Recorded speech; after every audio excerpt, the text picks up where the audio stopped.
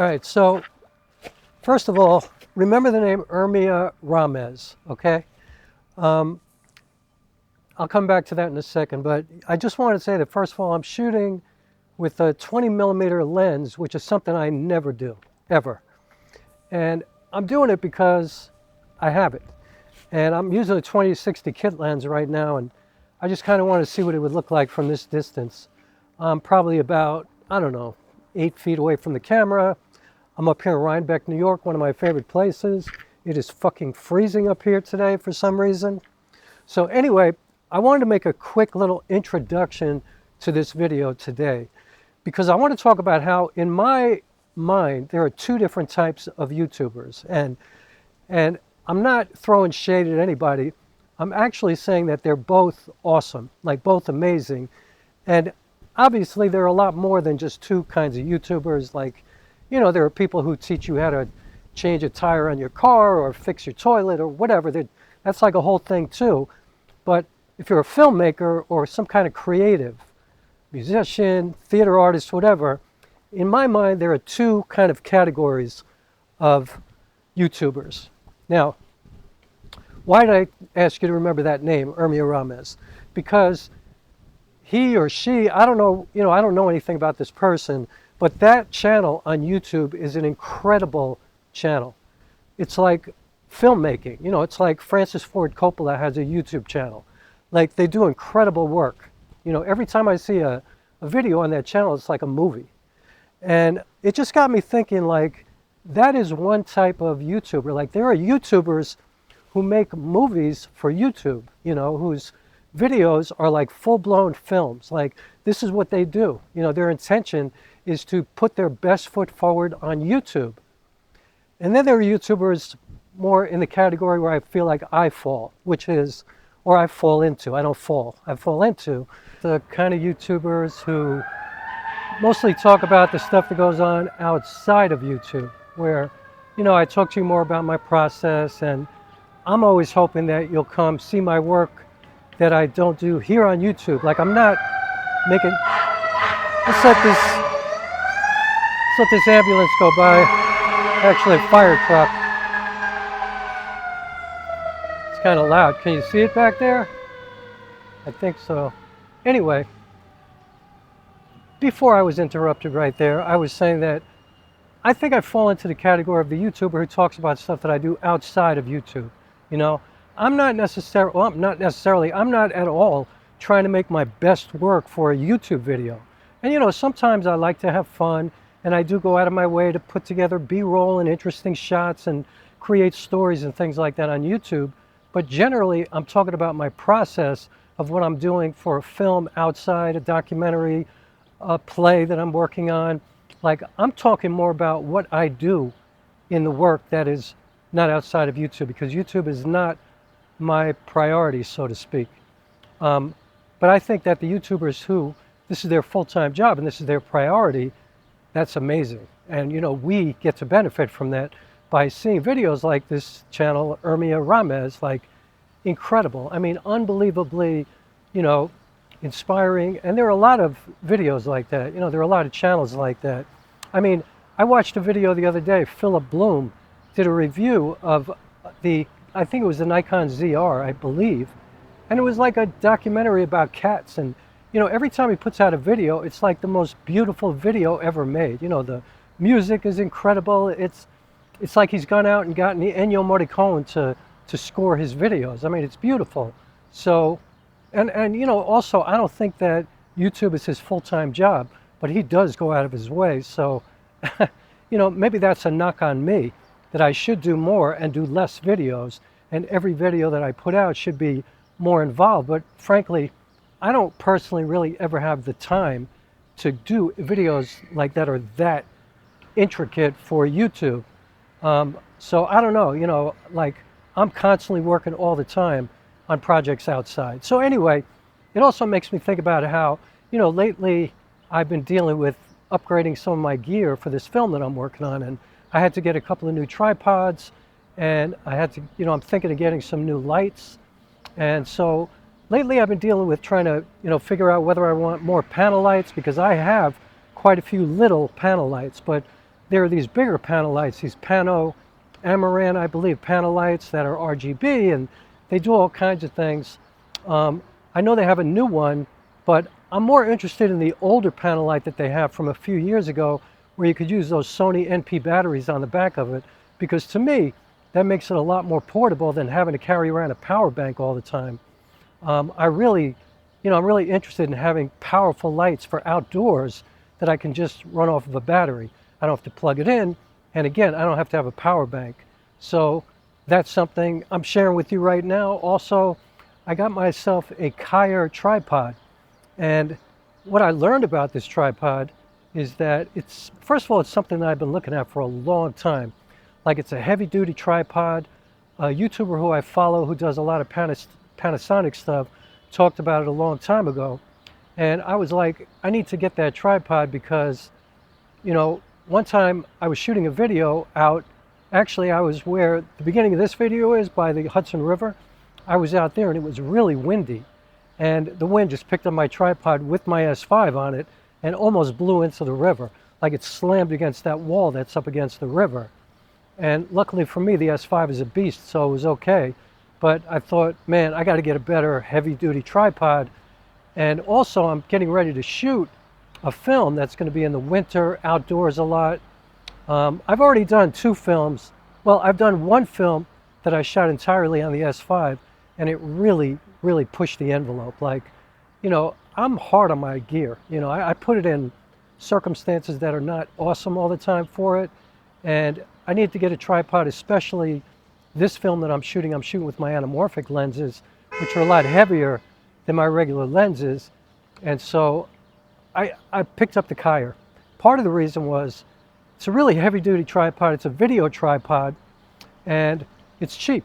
I've seen it, it's been like about 140, 150 bucks. And the other day I saw it on sale for $90. So I jumped on it, I picked it up, and I got it home, and I'm like, this thing's kind of like a pain in the ass, you know?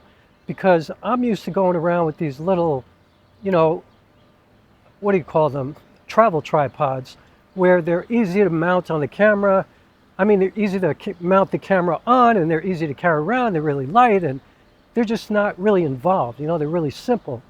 And this Rokkor, I have to like put the camera on it kind of like I have to mount my camera on a gimbal, which is, you know, I got to use like a Manfrotto type of plate, and I might even have to use that other plate that raises the Manfrotto, and it's so much more involved. I got to carry a nickel around with me, or some kind of screwdriver, because it doesn't have like a little, you know, kind of lip on it or tongue on it where I could turn the thing easily. I have to have something to do that with. It's annoying, you know. I want to just go out in the street, or go out by the ocean, or go out in the park, or go out wherever I am, and just put the camera on the tripod and just go, you know. But it is much heavier, much more suited for tough weather. And also I noticed that, you know, for panning and tilting, it's much more made for video than any tripod that I've ever used. And I have a bunch of tripods. I got a number of them. So anyway, I'm happy I have the Rokkor, but it's kind of annoying for my workflow. But, you know, I'm grateful to have it, and I'm sure it's going to come in handy this winter when I shoot this film, because I'm going to be out there in the snow and in the wind, and it's going to be kind of rough. And I'm going to be happy I have a heavier tripod to make sure that this camera stays safe. And I also plan on getting an S1H for this film, so that's going to be even a heavier camera, which is going to be even better for the Rokkor tripod. But I also got a Ulanzi travel tripod, because all of my tripods are broken. Like right now I have a K&F Concept that's actually broken, and it broke like a week after I got it. One of the legs just fell off, and I didn't reach out to the company, you know, fast enough, I guess, so they didn't want to do anything for me. So I've been running around with this thing, like having to shove this thing back in because the leg pops out all the time. But, you know, once I have it settled in, it stays in, but carrying it around, it just drops out all the time. But I have all these other tripods that I bought for like no money, like Amazon tripods, like, you know, brand names that nobody ever heard of, for $15, $25, that are like light as a feather. But they've been really good to me, honestly. Like, I mean, I've pretty much broken all of them, but I've had them for 5 years. and they have done me really good. And I have taken them through some very, very challenging circumstances in some crazy places. And, also jerry-rig them, put like, my backpack, I'd fill it up with rocks or something like that and, attach it to the hook underneath the tripod to make sure it doesn't go anywhere. But some of the legs have bent. I've cracked the, the piece that extends to make it higher on one of the tripods. So I'm happy to have the Ulanzi. It seems much stronger. I got the carbon fiber one, so it's still really light. So I did get a better travel tripod along with the Kyer, and I feel like I'm in good shape. And once I decide whether I want a panel light or a cob light, I'm going to get one more really powerful light for outdoors. So because I like to shoot into the sun or into the sky, and obviously I need a light that can compete with daylight. The panel lights that I have are smaller. I have a small Neewer and a small Pixel. They're like the size of a credit card, and I have used them outdoors, but they're not really strong enough, and I have to get really close sometimes, and then I have to fight with my focal length, and I don't really use zoom lenses, so I want to be able to get the composition that I want, and I don't want to have to like compromise because my light has to be so close to me when I'm shooting or my subject. So I'm going to grab one of these, probably the panel light, because I like the fact that I can put the battery on it, although I've seen these cob lights that also have a battery on them, and they're pretty small. So, and they're really inexpensive as well. So we'll see what happens. I'm going to decide which is better for my workflow, for what I'm looking for. I know the cob lights can have a more concentrated light than the panel light, but there are also, ways to deal with the panel lights to get that done as well. And speaking of light, one thing that I feel when we're shooting, first, obviously light is like the most important thing when you're shooting, right? I mean, well, maybe not the most important thing, but very, very important, especially if you want to get a beautiful image. I mean, we're all chasing a light all the time, right? And that's kind of like a metaphor, and I'm going to come back to that later. But, I noticed recently that I was out running. I go to this trail every morning, and I don't know, I looked at this trail, and the light was incredible. It was like a Hollywood set. I mean, it was set up like a dream for any photographer or cinematographer or anybody using a camera. So I ran back to my car real quick. I grabbed my camera and I just got some shots. And I'm going to share them here because they looked incredible. I mean, it really looks like, if you believe in God, like God set up the light, like nature just said, yo, this is the moment, get these shots. And, I always have my camera with me. I never go anywhere without it.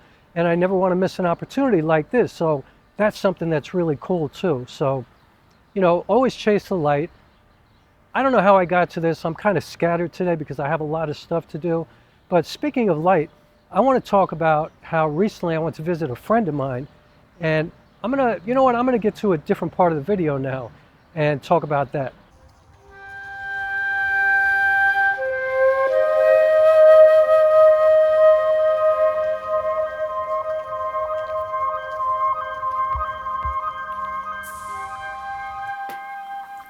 I went to visit a friend of mine yesterday, way up in Woodstock, New York. And yes, that's where the Woodstock Festival was, although it was actually in a town called Bethel, which is closer to Monticello, I think. But anyway, Woodstock, for some reason, is Woodstock.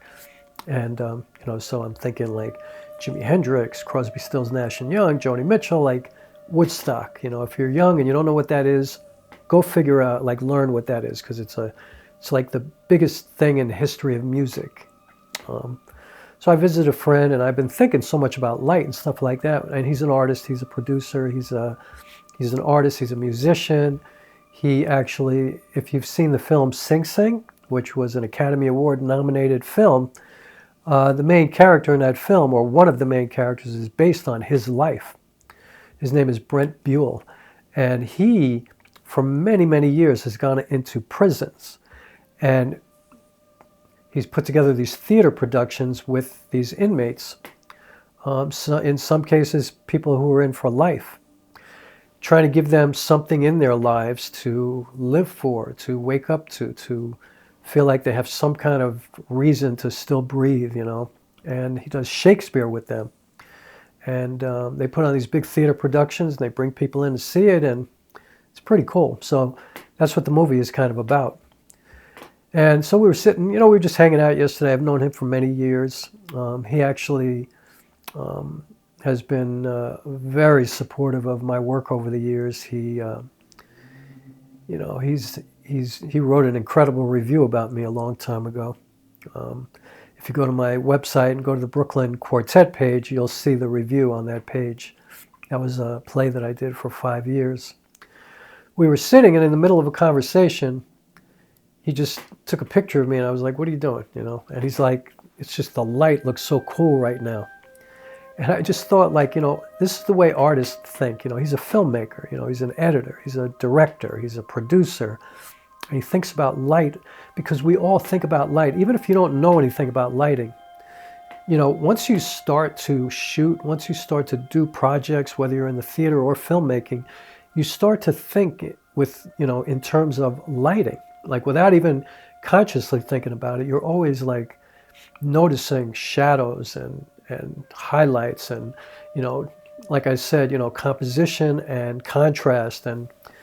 And so he just saw a moment, and I think I could feel that he was like not really listening to me for a minute in this conversation. Like, he kind of floated away, but it was because he was taken away by the light. And I thought, in that moment, I was sitting there and I was thinking, that's such a great metaphor. He was taken away by the light, And last night, it was election day yesterday, November 4th, and there were elections all over the country, and not presidential or anything like that, but still important elections, in some cases mayoral elections. There were judges, there were things like that. It's always important to vote in every single election. And personally, I was very nervous about this one because I wanted certain things to happen, and I couldn't even watch last night. I didn't even want to know. I was just sitting, working on my script. And somebody called me and told me that the person who I wanted to win the mayoral race in New York City had won. And I didn't even realize how stressed I was, but I just like burst into tears when she told me. And I guess it was because I felt like if that didn't happen, everything started to feel kind of hopeless to me. It was weird, and I know that sounds dramatic or whatever, but that's how I was feeling, And whether you agree with me or not, with my politics or the way I look at the world socially or whatever, I think anybody can relate to feeling a sense of despair and hopelessness. And I struggle with depression and things like that. I made a film about suicide. I've had a lot of people very close to me take their own lives, and I battle with depression a lot, especially over the years when I was younger. And I thought, I was taken away by the light last night in that moment. And, I cried, but it was like it wasn't sadness, it was relief. It was just like this sense of exhale, like I could let out all this stuff that I was holding in my body. And it just felt like light, it felt like I was on stage and the spotlights were hitting my face, because I'm used to being on stage. And it just, the way the lights look have always been like something very special to me. It like means something. It is a metaphor. It's a sign that the show just started. Here we are. We're sharing this incredible story. We're having a beautiful shared experience. And now as a filmmaker over the last few years, I just think about light all the time. Like I never go anywhere without my camera. Whenever I'm in a situation where I see some kind of special lighting, or I feel like I'm in the middle of this lit area that's amazing, I always want to capture it. Or if I don't capture it, I just want to experience it. I want to acknowledge it.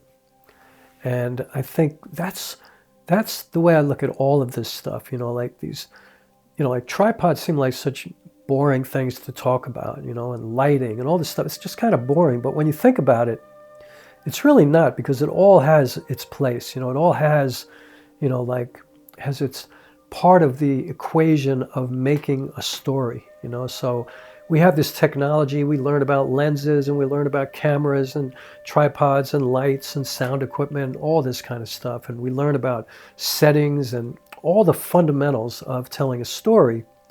And if you just talk about them individually, it is kind of boring unless you're just into technical stuff like that. Like maybe Gerald Undone is not bored by that. I don't know. But, you know, he seems to get joy from it. But for me, it used to be at least very boring. But now when I think about it, and the more I learn about, like I hadn't really thought much about tripods, even though I've been making feature films. But I, you know, like I have these tripods and I love them, but I love them because they just get out of my way. Like I could do whatever I want to do and I don't have to think about it. They're easy to carry. But now that I had one that was a pain in the ass and one that I probably will hardly ever use, it educated me and it made me realize, you know, like, you know, panning and tilting. Like the other thing is that I've developed these skills. Like my panning and tilting handheld skills are really strong. And it's because I've never used a proper video tripod, which would help me to do that. And I'm sure this tripod can do it much better than I can, but I have shots in my films where you would think they're tripods, and I don't ever use the stabilization in DaVinci Resolve. But I do have stabilization. I have good IBIS in my Panasonic S5, but I had no IBIS in the Sony a6400, and I think because that camera was lacking, I really learned how to do that well. And so it's just interesting to me, like I was playing with the pan and the tilt modes in that tripod and the Kyer, and I was like, wow, you know, I know how to do this. You know, like this is to make it easier for me or to make it more accessible, I guess. And maybe a lot of people would set up a whole tripod thing just to get a pan or just to get a tilt shot like that. And I would never do that because I know how to do it. I know how to get with my body. I know how to get kind of that Zen thing going where, you know, you're so connected to the camera, it's like a part of your body. And as long as you like can control your breath and focus and be present, you can get those shots, you know, even slider shots, you know, use a towel, use a sock, you know, I sometimes just have my arm rubbing across my body, you know, and it makes it really smooth. And so I don't need a slider or things like that. Now, if I was doing commercials or, you know, like product photography and stuff like that, of course, I would take advantage of all that kind of stuff. But for filmmaking, and especially for my style of filmmaking, I like the way it looks, the way I do it. You know, I like that kind of documentary style filmmaking. So, yeah, I've been thinking a lot about light. I've been thinking a lot about gear. I've been thinking a lot about this, you know, buying the S1H because I want that optical low-pass filter. And also I know that it is a better camera. It's heavier than the S5, so that'll make it even more stable. But I've also been thinking a lot about how much I love the S5 and how I wonder if I'm thinking about the S1H just because I want it, you know, even though maybe I don't need it. So I'm not sure about that, but I certainly have a lot of stuff to pay for this film. You know, I gotta get this space that I'm gonna have to pay for because there are some locations in these theaters that I'm gonna need to use. Like I said, my collaborators, insurance, you know, all that. Like there is so many, you can't believe all the stuff you wind up having to pay for to make a film. Especially if you're doing it all by yourself. You learn fast, like everything costs money. Gas just to get places, food, you know. Now that I have other people, I got to take care of them. I got to feed them. I got to make sure they're okay. Wardrobe, you know, so like there's a lot of stuff that goes into it. Luckily for me, I have my lenses down. I have all that stuff. And now I have my tripod and I'm going to get one more light. I have a bunch of lights, but I'm going to get one more good light. I got my tripods now. I got, like I said, another lavalier mic. I got another Hollyland Lark Max, but this time I got the duo because I only had the single one. So I could actually now have 3 people at once, you know, because I have 2 receivers as well. So I'm grateful to be done with this script. Probably tonight will be the last phase of that, you know. I'll hear from my dramaturge, I'm sure, and, you know, from some other people too. But I feel really good about it. And I'm grateful to start, you know, I'm rehearsing a lot now with one of the other actors coming up soon. We're going to get together quite a few times to workshop some things. And I'm going to start to shot list and storyboard and be grateful for every moment that I get to do it. And I wouldn't say that I'm nervous about it, but it's a very ambitious project that I'm trying to do, and it's very challenging. And I do sometimes think to myself, how am I going to pull this off? You know, but I've done it before, and I've done things where people always go like, how the fuck did you do that? And so that gives me a lot of energy, you know, to see these obstacles that are seemingly, you know, unbelievably difficult, just to know that I've overcome them in the past. You know, I've gotten past it every single time. I always figure it out. And I think if you're dedicated to the task at hand, to the project that you started, and you say to yourself, I am going to finish, then you'll get it done. You know, like I always say, filmmaking, theater, it's all the same. It's all about solving problems. It's all about getting your story across. And sometimes the way you plan it is not the way it winds up. But as long as you have a good plan going in, and you stay open and you stay willing and you listen and you pay attention and you don't think you know everything, and you stay, you know, don't be so rigid, stay flexible. You know, that's a good metaphor too. Like if you're not flexible, you're going to get injured. You know, you can't run, you can't function in life without good flexibility. And I also believe that you can't make great art without great flexibility, without observing the world, without listening and paying attention and understanding that it ain't all about you. So I am going to end this video now, and I'm not sure what it was about, but I'm going to post it because I think I like videos like this. So please subscribe, please hit the like button, please consider joining my Patreon, and please check out my GoFundMe for for the Red Plaid Suitcase, this film that I'm working on. That would be awesome. You know, I'm trying to raise quite a bit of money for it, but, you know, nothing in the grand scheme of things of making films. Like, I need a Matty Hapoya in my life who gave $300,000 to Danny Gewirtz to do his film. I'm trying to raise $30,000, like 1/10 of what they did with that film. But still, it seems like a gigantic, you know, it seems like the you know, like the highest, biggest mountain ever. But I've done that in the past too, so I'm going to get there. So thanks so much, and stay optimistic, stay well, stay hydrated, and I will see you next time.